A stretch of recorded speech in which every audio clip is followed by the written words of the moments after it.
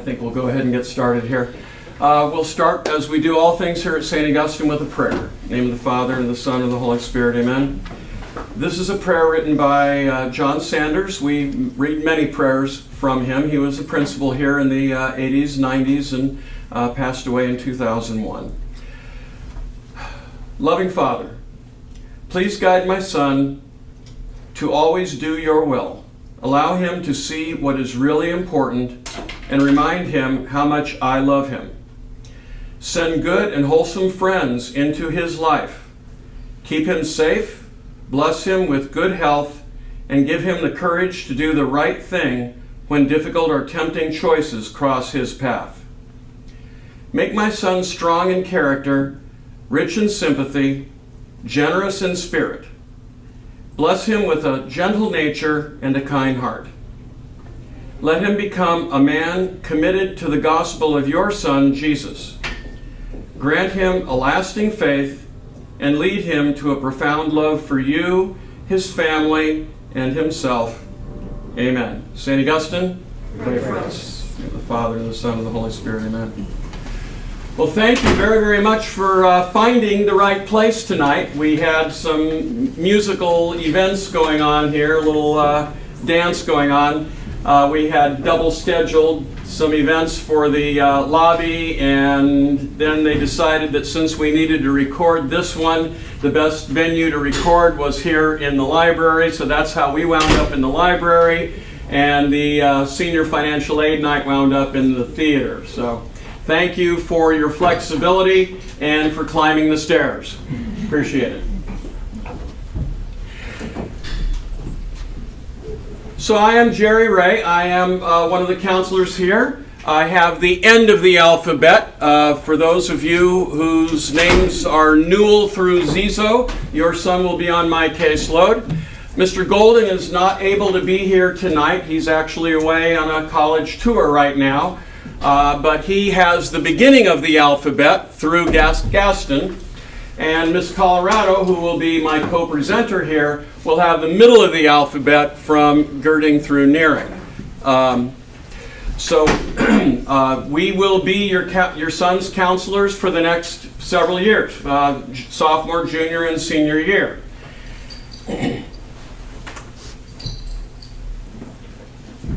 So we're going to start off with a little review of where we've been before tonight, and then we'll talk about things we're going to be doing during the sophomore year, and then we'll talk about what's upcoming in the junior and senior year. So during the freshman year, your sons were introduced to St. Augustine Counseling Department by Mr. Bronson. He is the freshman counselor for all freshmen, and he got them started with a 4-year plan document that I believe was photocopied and sent home with your son. Hopefully you saw it back there last year. You'll see another copy of it coming soon. Either he's already brought it home, he's already been seen by his counselor, or he will be seen by his counselor before the semester is out here, and get a second copy of that 4-year plan with another year's recommendations written in on it. We have a curriculum that is designed to meet all the standards of the University of California and the California State University system. And I think you knew that when you came here to St. Augustine. That was probably part of the spiel when you were trying to pick St. Augustine as your son's high school. We have a program called SCORE. A lot of people look at it, S-C-O-I-R, and think that it's pronounced Squire. It is SCORE. It is apparently a Scottish word. I'm not sure exactly what it means. This is usually the part that Mr. Golden talks about. But that is the online program that we use to help your sons do their research on colleges and careers. We'll talk more about that a little later in our presentation this evening. During the freshman year, your sons were registered in SCORE during the speech class during January. And at that time, if your sons put your name and your email address into the SCORE program correctly, you were invited also to set up a SCORE account, parent account. Okay? If you have done that, great, fantastic. I hope you wrote down your username and password. Your username should be your email address that I believe hopefully your son accurately put into the program. If you don't have a SCORE parent account yet, you can contact your son's counselor and we will help you get set up on a SCORE parent account yourself. That will be linked to your son's account so you can see some of the things that he is doing in there. And as I think you know, again, you knew when you came to St. Augustine that we are a college-going culture here.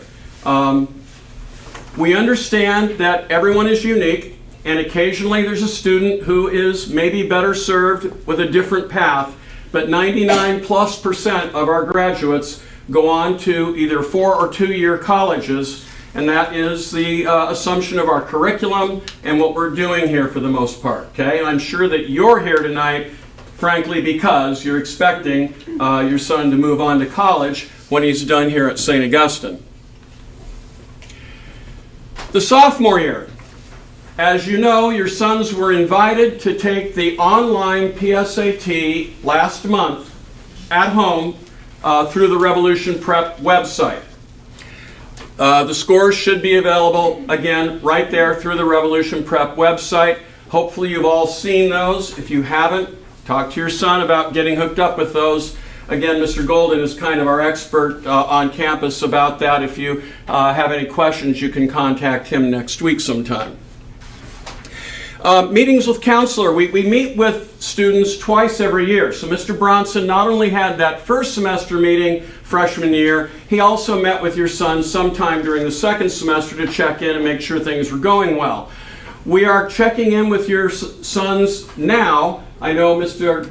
Golden and Ms. Colorado have met with many of their sophomores already. I will be meeting with all of mine in the next 3 weeks here now.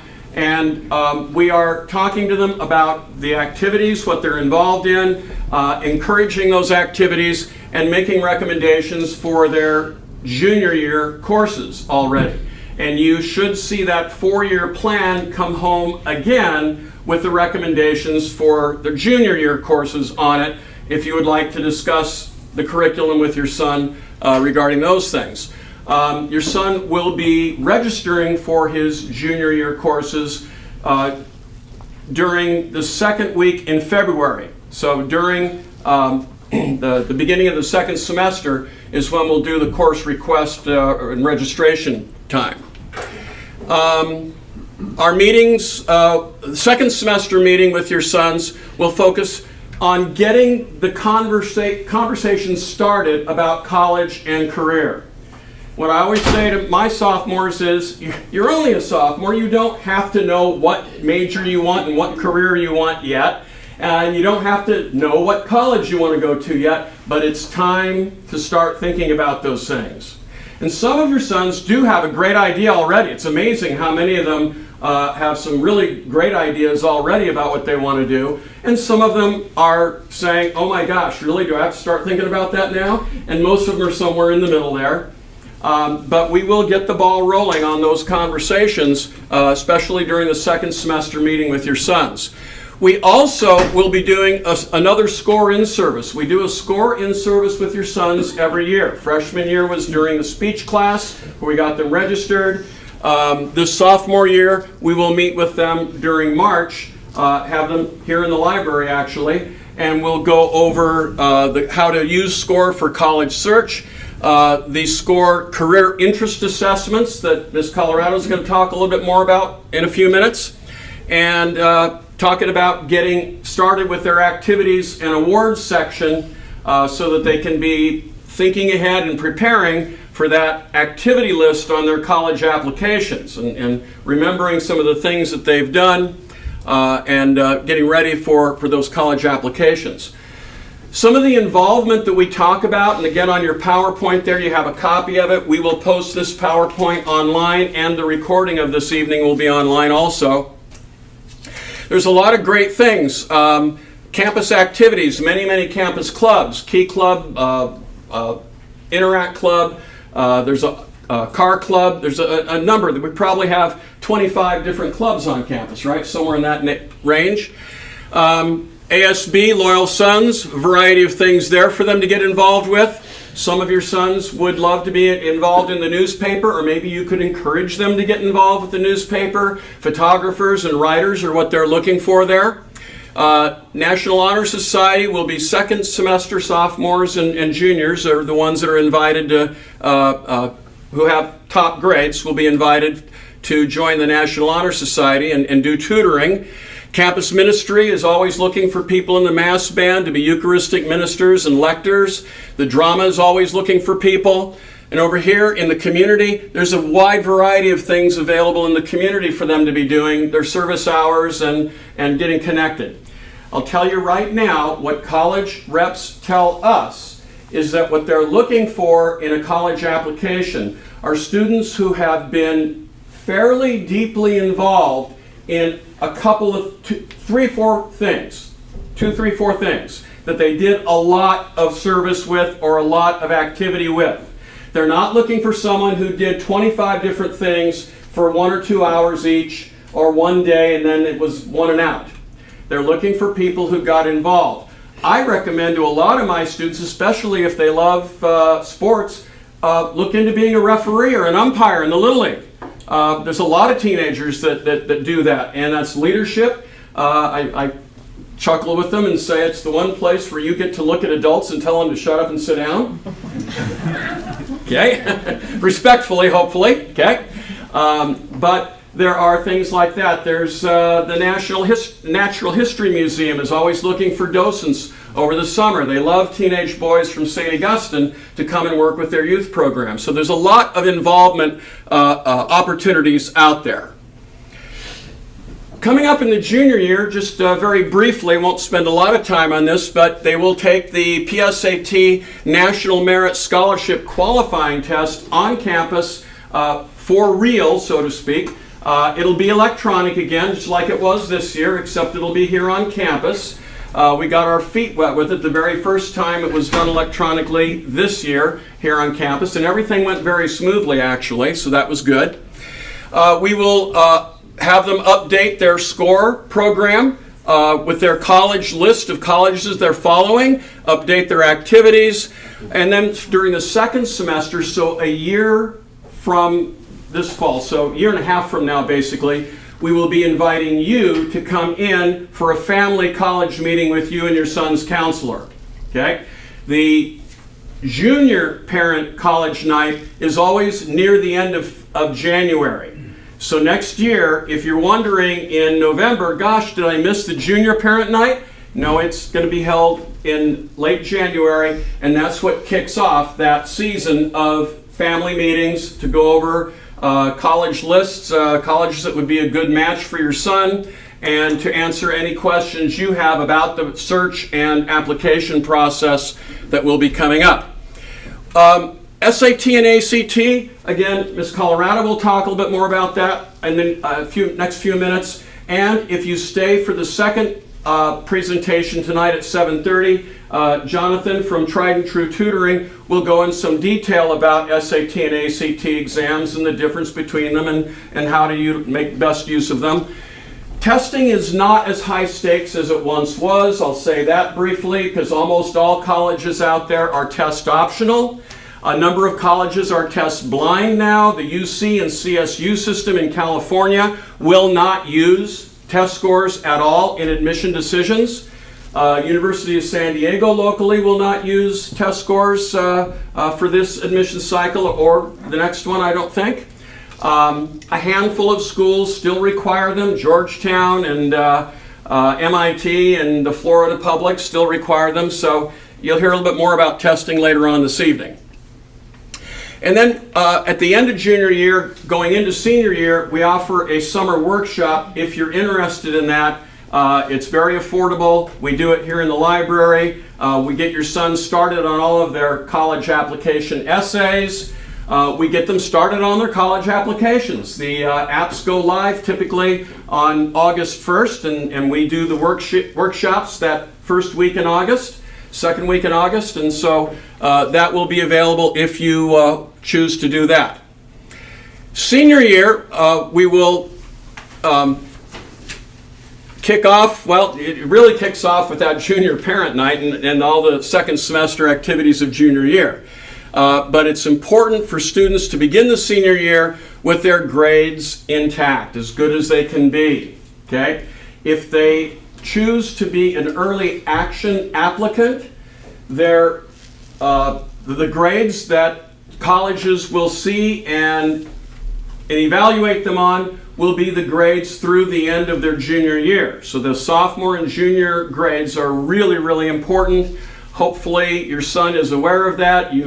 Between him and you're motivated to really get things going in sophomore and junior year here for the grades. The resume should be updated. I've been talking to a lot of my junior students, and most of them have some very good activities already going. They started those activities when they were sophomores. But I've got a handful of juniors who I'm looking at and saying, you need to start building that activity list now. Don't wait till this summer. You need to get involved in some clubs ASAP here, and let's get a few things on that activity resume. You know, we always tread a little bit of a fine line. I know maybe you've heard Mr. Heck talk when he gives presentations on academics about we're very keenly aware of the stress that students are under nowadays. As counselors, we're very keenly aware of the stress that students are under, and we don't want to put them under any more stress than we have to, but we do need to be honest about what colleges are looking for. And we need your son to do the things that he can handle, they're going to fit into his life and his lifestyle, and he's going to enjoy doing. That's what we're really looking for. We're not looking for him to do things that he's going to hate doing and he's only jumping through hoops. We're not trying to make anybody jump through hoops they don't want to jump through. Okay, so let's keep that in mind right up front here. And as we go into senior year, remember that you are not alone in this process. We're here to help you.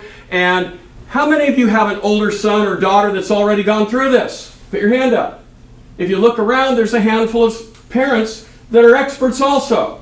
So it's not just Mr. Golden and Miss Colorado and myself. Some of your co-parents out here are experts on this situation also. So we're all in this together. We are a brotherhood here at St. Augustine and a sisterhood for those mothers out there. And one of the mantras you're going to hear us say over and over again, there's a college out there for everyone. And if you're concerned that your son and his grades aren't going to be good enough to get into any college, that is just not the case. There's a college out there for everyone. I can't tell you how many students and families I've talked to where they didn't pay much attention to their academics in the early part of their time here at Saints. Their GPA wasn't very good, and we found a list of colleges that would be wonderful places for them also. So there's something out there for everyone. Every once in a while I get an email from a parent saying, I'm worried my son won't be able to get into any college. That is not going to happen, okay? Not going to happen. There are colleges out there for them.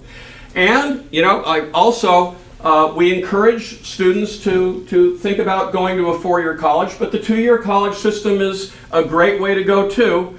It's the least expensive way. If you're looking for a budget way to go, the community colleges are next to free here in California, the closest they can be to free, very low cost. And as long as your son has blinders on and is going to get the job done and get through in 2 years and transfer to San Diego State, San Diego State's admit rate for first-year students is around 25 to 29%.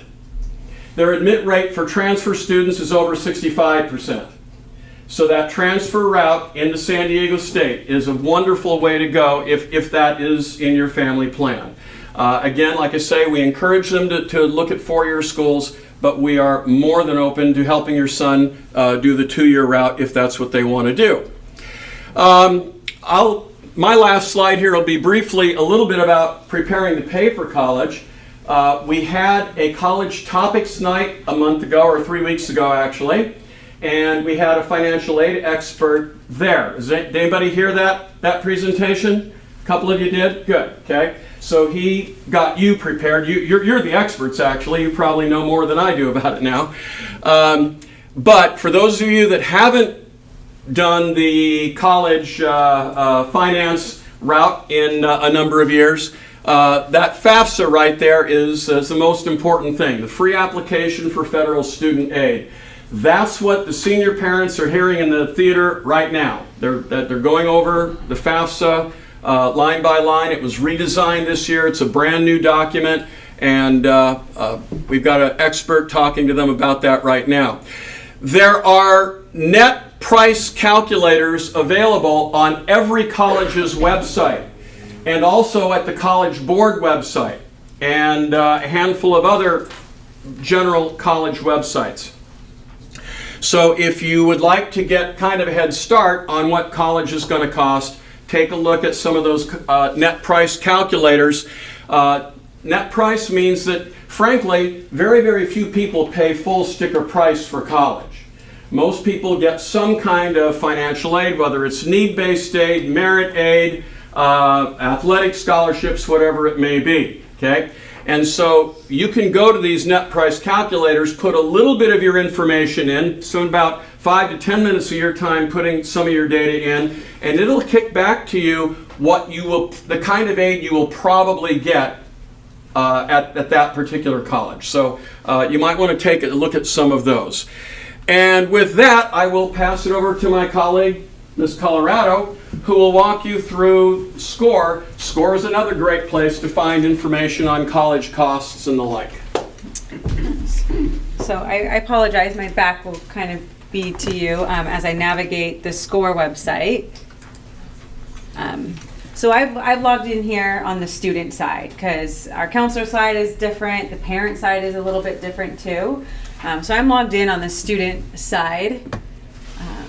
And I'll go up at the top here is kind of the profile when they log in is what they'll see. So identifying information here, address, and this should be filled out with them that they did freshman year when they set up their SCORE. And as Dr. Ray mentioned, during, I think it was March of sophomore year, so next semester, we will be going into their English class, one of their classes, whether it's English or religion, and they will be doing a career assessment for the first time here at Saints. And so that's all in SCORE.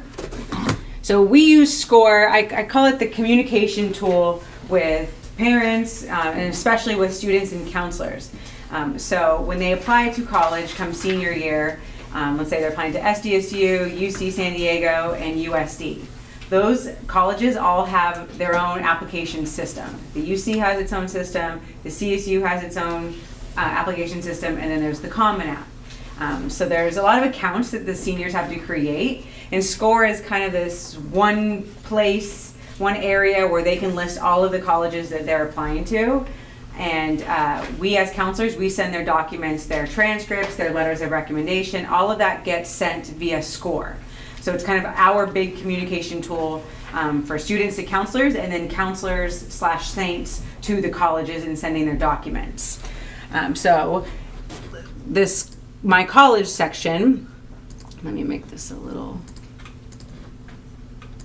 so we have these different, we call them columns. There is the suggested columns for colleges that parents and counselors can suggest. So this student here is Joe Saintsman, and it looks like his father, Jim Saintsman, has suggested a few colleges, and Joe's counselor, Mr. Golden, has suggested a few colleges. And this you could start this now if you wanted to. As counselors, we really don't kind of play with this column until we hit the junior year and we're starting to plan the junior family meeting. Students can log in, sophomores can log in and start following some colleges, searching for some colleges that are of interest to them. They can add them to the following column. There's a way to filter a search for colleges if you're looking for large public universities or medium-sized private universities, those with business administration majors or electrical engineering majors. You can use the filter search to find colleges that kind of fit what the student's looking for. And then senior year is when they start working on the applying column, all the colleges that the student is most likely going to be applying to senior year. And then when they do apply, they just kind of drag it over. So this whole system here, you can just drag colleges over. They drag it over to the applied. we get an email saying Joe Saintsman has applied to Baylor University, and we know to send the documents that way. And like I said, all the teacher letters of rec get uploaded into SCORE. Students do not have access to read the letters of rec, nor do parents. But the counselors, we go through the letters of rec and we send the transcripts and all of these documents. So it's kind of nice to have this communication tool, especially because we as counselors, we don't have access to their UC college account, their Common App account. We don't know where they're applying unless they tell us, and so this is kind of a nice communication tool. But believe it or not, the boys need a lot of reminders to use this in the first place. But I did want to point out too, since we're talking about the colleges here, another very useful tool within SCORE is what we call the scattergrams. So you click on any college, there's a little link that says scattergram. So up at the top here, it gives the admissions rate. So I'm on Baylor. This is 46% for the whole university, for everyone applying to Baylor around the country, around the world. 46% admit rate. But when we look on these scattergrams, this information is showing us just Saints information, students from Saints who have applied to Baylor. So up at the top here, I want to change the class year, and I'm going to put maybe 2020, the past several years, and see. So looks like Baylor is pretty generous to our students. These green circles indicate that our students who have applied to Baylor have been accepted. I did notice that there was one denial here represented by a red triangle, and then the blue circles are waitlist. So if a student was waitlisted by a college, that gets indicated here. So we like to use these scattergrams with a grain of salt, because of course it's just using two metrics, and that would be the GPA and the SAT or ACT score. So if a student doesn't have an SAT or ACT score, you kind of have to find the GPA range and see where they might fall. But I do like to use these scattergrams junior year during that junior family meeting, and certainly through senior year to kind of help a student evaluate, is this college a reach for me? Is it more of a target option? Or is it very likely that I'm going to be accepted to the university based on where I might fall on the trends from the past couple of years from Saint students? So I think it's a good visual for students and for parents certainly, and for us as counselors too, to kind of help students build the list. You can set the acceptance likelihood, so kind of our own, so somebody with let's see, for Baylor with a 3.5, pretty likely that they're going to get in. We can set this as it's an even school. And then when you go back to the columns, everything gets kind of noted here. So very good visual for counselors, for parents, and definitely for students. So helpful communication tool. Now what the sophomores are going to be doing in March, they're going to be doing the career assessment. So here on the profile, they have a opportunity to list all their activities and achievements.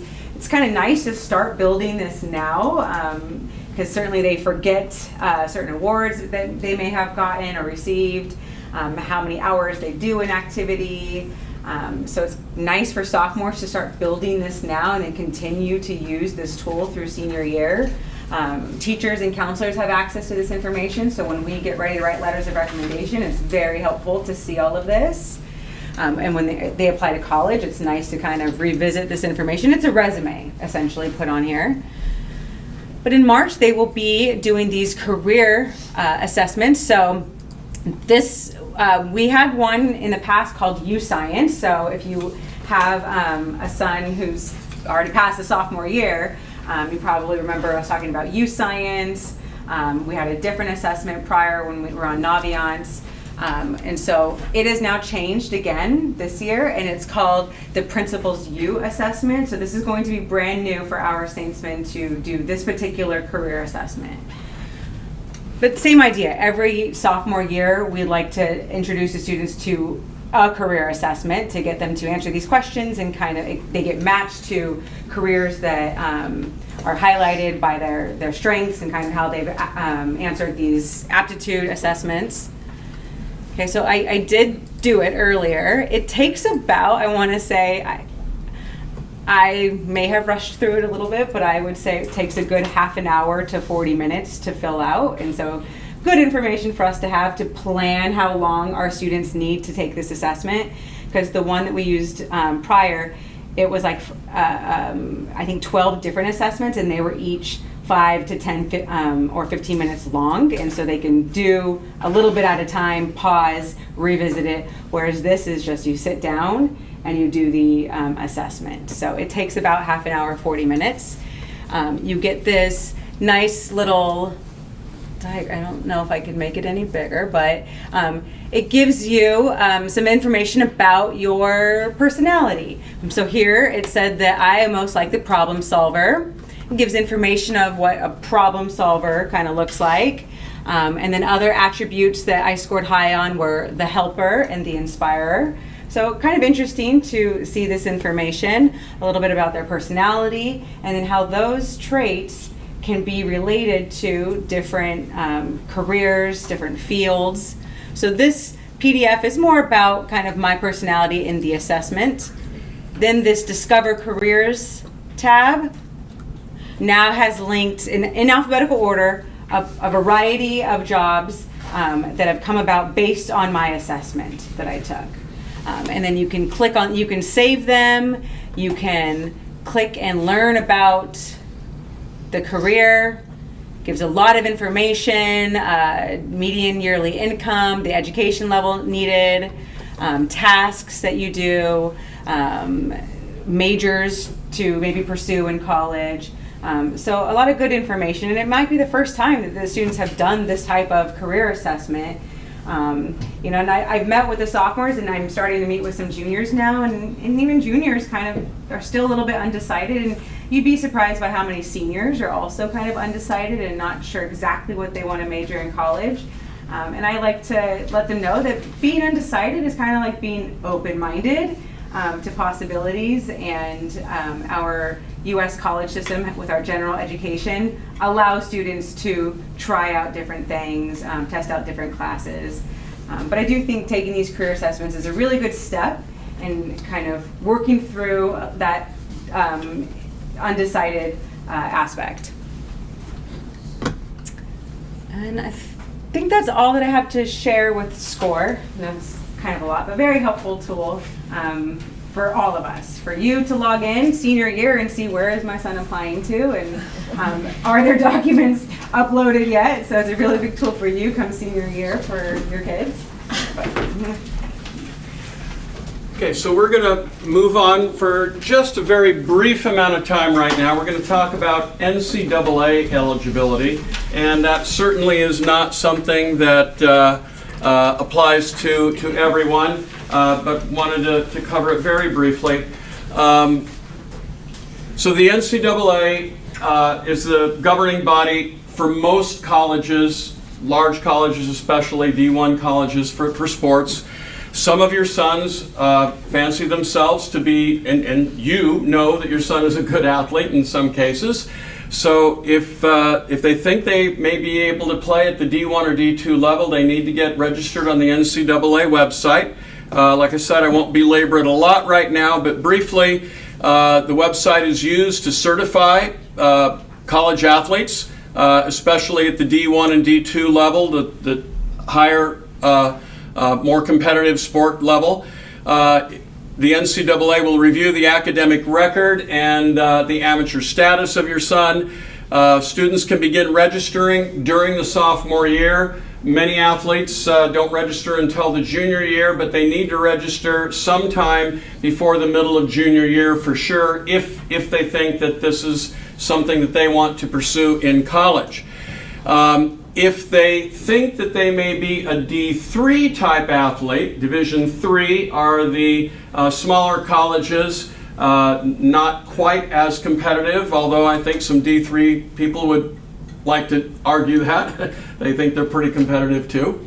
And if your son wants to play at the D3 level, he can set up a NCAA profile at no charge and take advantage of the information that's available there, and we'll send a transcript off so coaches can look at it at the end of his junior year. If he is a Division I or II quality player, then to pay for a certified account will cost you $100. The NCAA used to use a sliding scale of courses that are NCAA approved courses. St. Augustine has an NCAA approved college list, just like we have a UC approved college list. They're two separate things, but most of our courses are on both lists.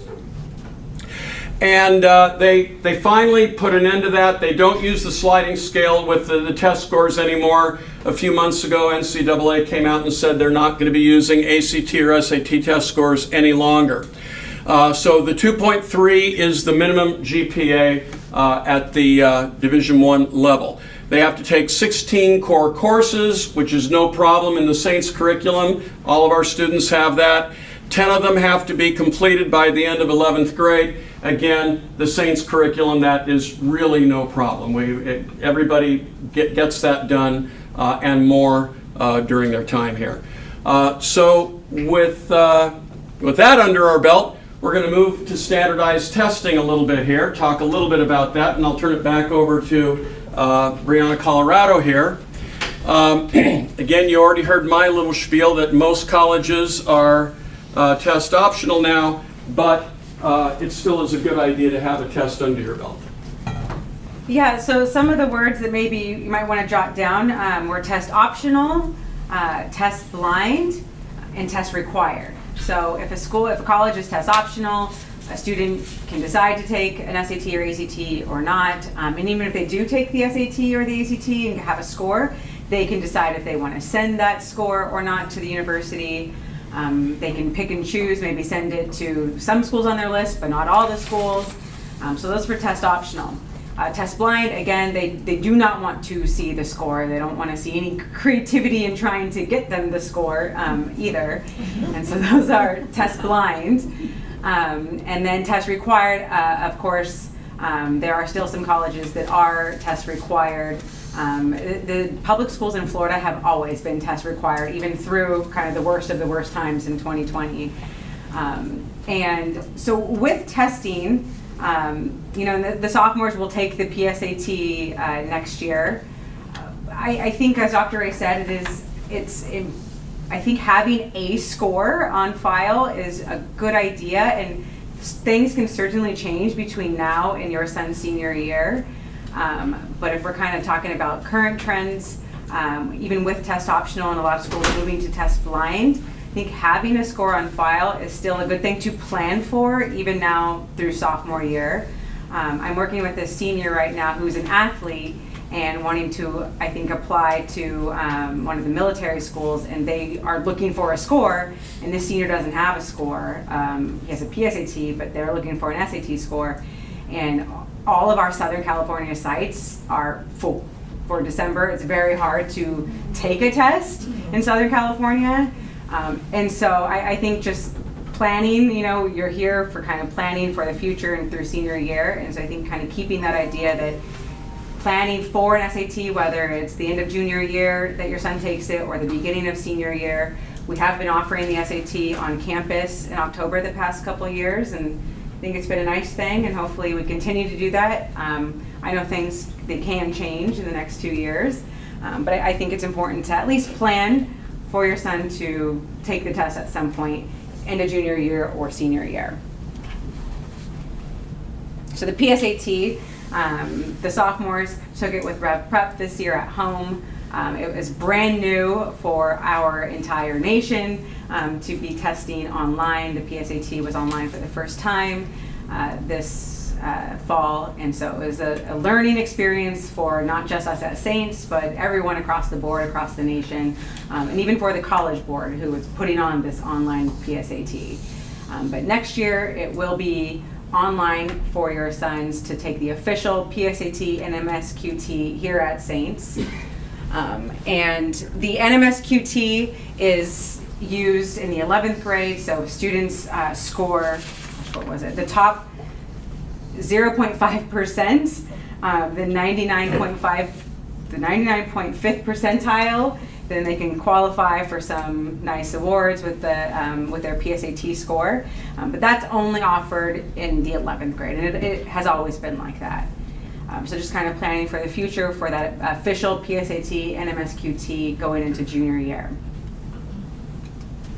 And then, as we mentioned, the SAT, and then there's the ACT. So colleges will accept either one. Doesn't really matter to them, but there are some slight differences in the test.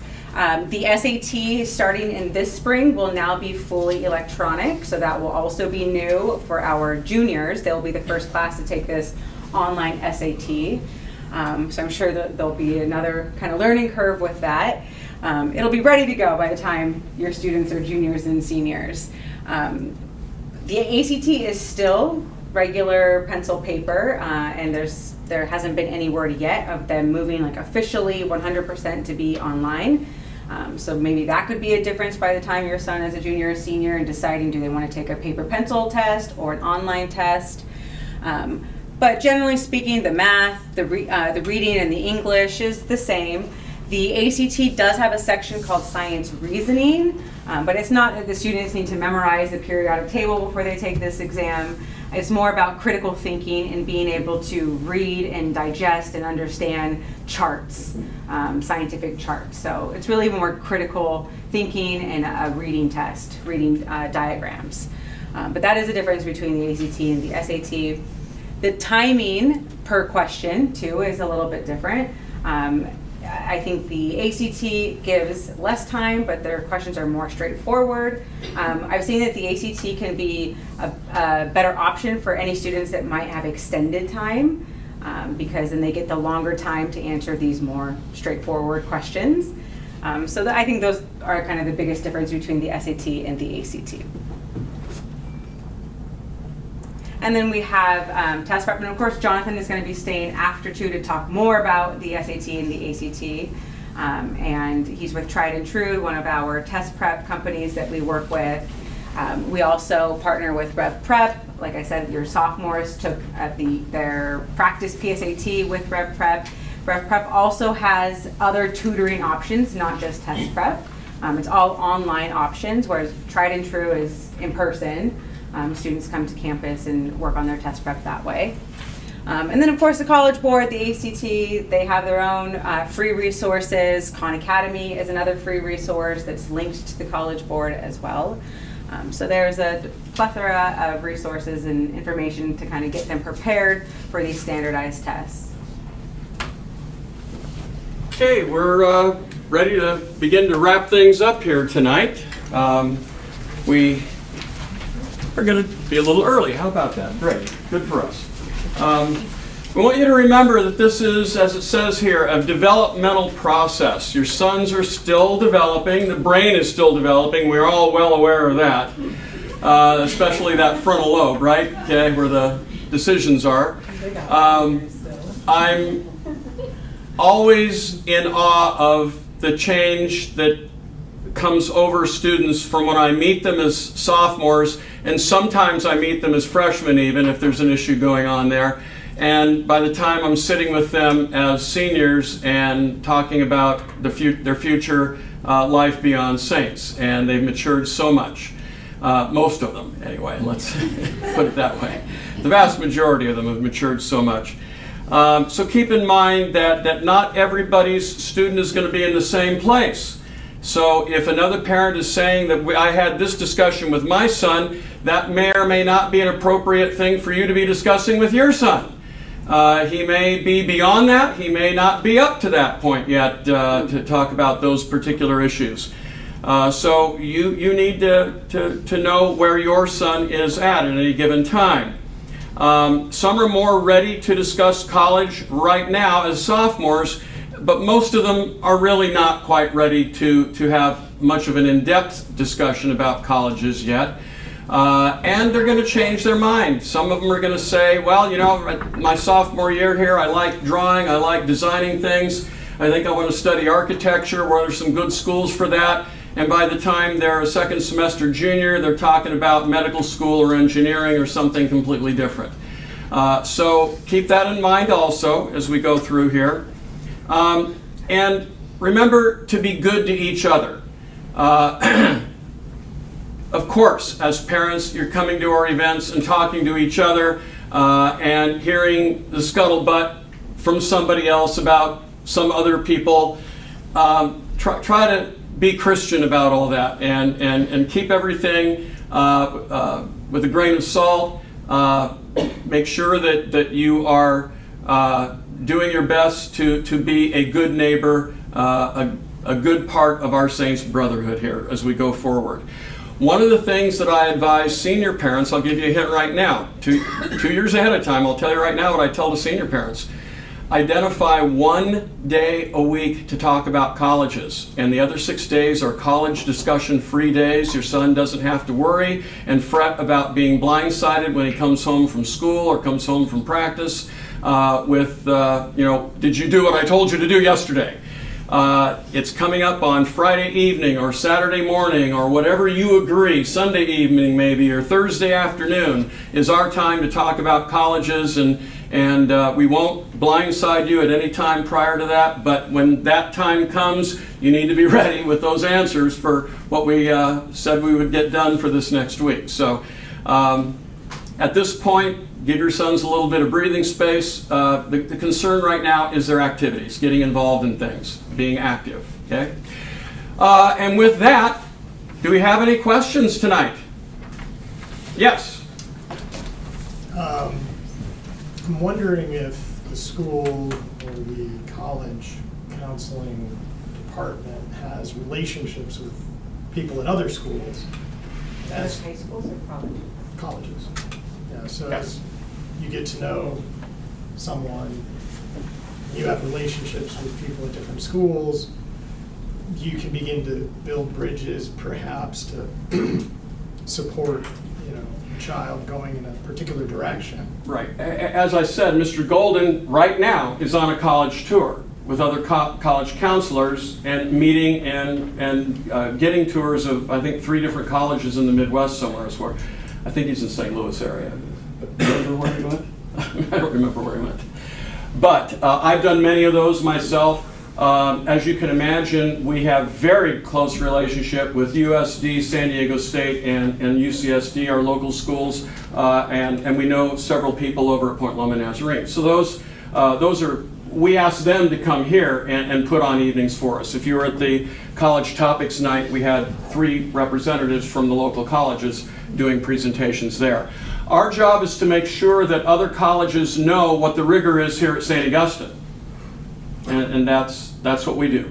We strive to make sure that colleges around the country that are popular for our students know what the rigor is here at Saints. Yeah, but we do connect with them. We have 100 reps come in the fall to meet with our Right. seniors. And so we rotate and kind of connect with them, talk with them. We've had college fairs on campus, and we reach out to those reps that we have those relationships with. A lot of them are local in Southern California, and so they're coming to our school year after year.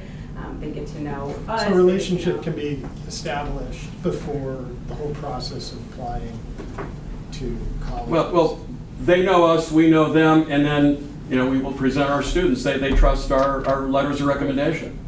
I'm just trying to, Yeah. in my mind, understand how much of it is shooting out applications into the universe and see what happens versus, hey, there's a...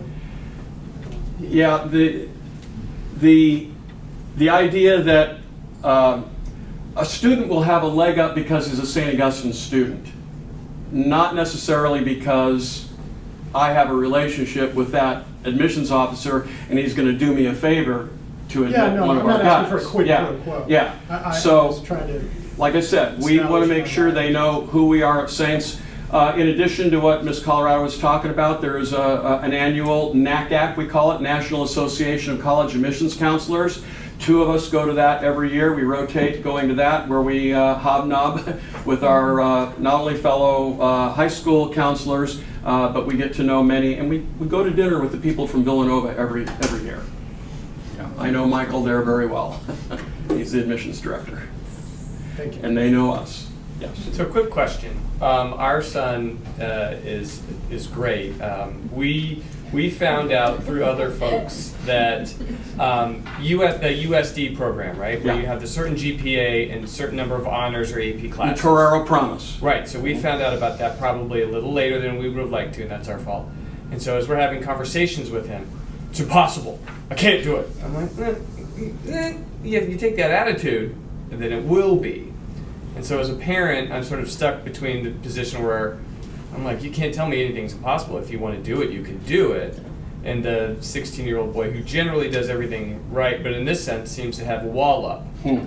So as parents, how do we find out if it is in fact truly impossible? Or do we just let him break a promise, I guess? Well, there's the guaranteed admission to get in with the Torero Promise with USD that's offered to Catholic high schools in the area is having a 3.7 overall GPA by the end of their junior year. And they have changed it over the past year or two to now they require 3 semesters of honors or AP classes, which all of our honors and AP classes are a full year. So our students will have, if they have 2 years of an honors and or an AP class, sophomore and junior year. So they just need 2 different honors and AP courses and a 3.7 by the end of their junior year. Then they have that guarantee automatic admission. They still have to apply, they still have to get their letters of rec and the essays, and USD requires an additional essay. They still have to go through that, but they get that guaranteed admission. That doesn't mean that they cannot get into USD if they, it is nice to know that that is a guarantee if they meet that criteria. It's helpful for them to mark that as a very likely option. Right.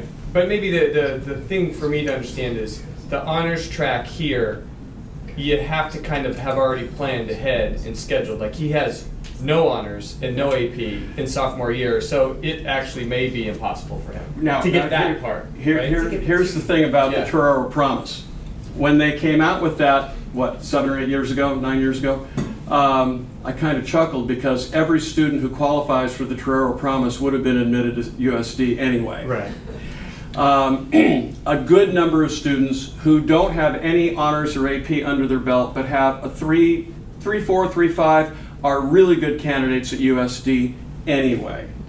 And if they're over 3.5, they're frankly a probable at USD, as long as they don't shoot themselves in the foot somewhere in their application. Yeah, and speaking about the relationship building too, every year USD, I remember one year we were on a Zoom kind of going through the list. They let us know who the guarantee admits were, and then just kind of wondering some of those boys that weren't quite the guarantee admit, just kind of having a conversation with us. Was there something kind of missing in their application? Do we know that maybe it's their top school and that they're likely to say yes to USD if USD offers admission to them?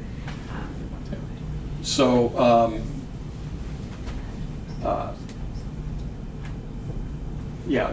we've got a great relationship with USD, and even some students who don't have the grades to get directly into USD has offered them guaranteed transfers, so that can happen also. And that's something that maybe we would actually put a call in if we found a student that we thought was really deserving and didn't get in. We'd make a call. In back, yes. Are there any other Catholic universities outside of the area that have a special track for students coming from Catholic high schools, like the Torero Promise? There's a number of Catholic schools that will give a scholarship to students from Catholic high schools, and whether they give special consideration in admission, I'm really unaware of any particular one because they're trying to get a wide variety of people. So I'm unaware of any other like that. Like I say, we have a special relationship with Villanova and Merrimack. Those are Augustinian colleges, and we know those admissions counselors very well, and they know us very well. But a place like St. Mary's is definitely going to give a little extra attention to a student from a Catholic school. Notre Dame, not so much. They can get anybody they want. Georgetown is pretty famous for not being concerned with whether the student is from a Catholic school or not. But the smaller places like USD, St. Mary's are going to give a little extra weight to a student from a Catholic school. And there's a lot of great Jesuit colleges that our students apply to, get accepted to, and they matriculate to. So Gonzaga, Creighton University, Santa Clara. Our California ones, like the rest of our California universities, are quite competitive. So Santa Clara, LMU are competitive. But San Francisco, another Jesuit university that our students apply to, and they do kind of like to matriculate to these Jesuit universities. Gonzaga, a very popular one. Yes? Well, outside of relationships, do you find that colleges measure success from students from schools? So are they using data to say kids from this school do well, they graduate? Let me tell you what we heard from the UC representative just 3 weeks ago. Students are evaluated not compared or in the context of other students from other high schools, but from students from their high school. So the UC system has a lot of historical data on St. Augustine High School, and they know where most students fit in relationship to past students and current students at St. Augustine High School. That's pretty common. That's what the vast majority of admissions committees do. They will look to see, whenever we send a transcript, we also send a school profile, a 2-page school profile that has a layout of our grade distribution, the kind of coursework that we offer, where our students have gone to college in the past 5 years and the like. So again, they can evaluate students in the context of St. Augustine High School. Yeah. And then they can place St. Augustine High School, juxtapose it to Hoover or Mater Dei or whatever by looking at historical data. Yes? Yeah. Do you guys have any relationships with universities out of the country? Like mainly A little louder, I'm sorry? Do you guys have any relationship or you help with admission to the universities out of the country? Like mainly European universities? There are some reps that come and visit SINGS in the fall and speak with our students. We've had reps from the UCAS system. That's in Britain. In UK.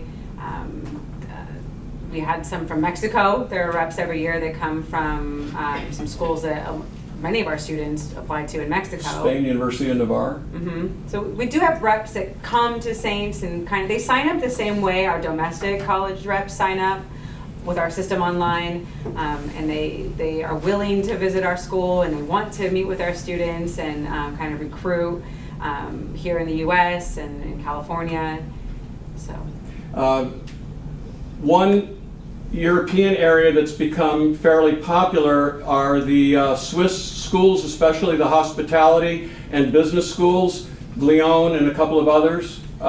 They will either send us a lot of information or every other year someone will come on campus and meet with students. So do you guys have like if you work with the Technical University of Zurich? I can't The hear. Technical University of Zurich, for example? I have not Or heard just- of that just one the specifically technologies coming. that, liberal arts universities. Right, and like I mentioned, the colleges that come to visit us, it's really like an open system that they want to visit our school for some reason, whether it's because we're Catholic, all boys school. It's a demographic that they're interested in, and so that's why they kind of jumped on our website to begin with and signed up to speak to our students. And so it's really up to the colleges where their resources lie and where their reps can go and visit, what areas they prioritize to go visit, what schools they prioritize to go visit. But we work, if there's a student who wants to apply abroad, we definitely work with the student and with the family to get the right documents. The deadlines are often different than our domestic deadlines. And so we definitely will work with the students to kind of help them meet those requirements for universities abroad. Now, last year we had 2 students applying at the University of Auckland in Australia, so that was interesting learning how that system worked. I think every year we must send at least 2 or 3 different students more if you include some of the students that go to Mexico and study. But it's common for our students to at least be interested maybe in applying to these schools. All right. Well, thank you very much for being here tonight.